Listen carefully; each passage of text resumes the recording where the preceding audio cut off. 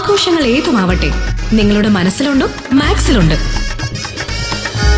Max wedding centre, ഒരു നാടിന്റെ വസ്ത്രസങ്കല്പങ്ങളുടെ പരിപൂർണത.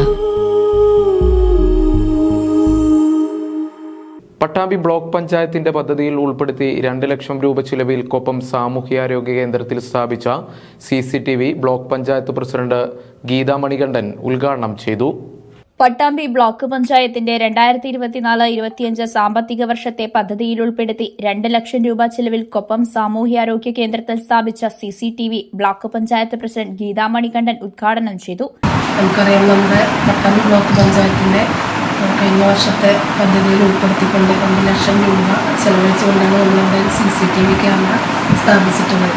നമുക്ക് ഹോസ്പിറ്റലിൽ നിരവധിയായിട്ടുള്ള ഒരുപാട് പ്രശ്നങ്ങൾ നമ്മുടെ ഹോസ്പിറ്റലിൽ ഈ ഒരു ക്യാമറ ഇല്ലാത്തതിൻ്റെ ഭാഗമായിട്ട് മുന്നൊക്കെ നടന്നിട്ടുണ്ട്.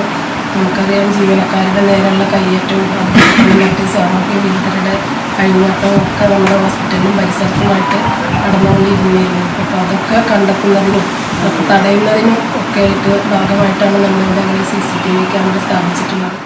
Block panchayat vice president Rasheed അധ്യക്ഷനായി.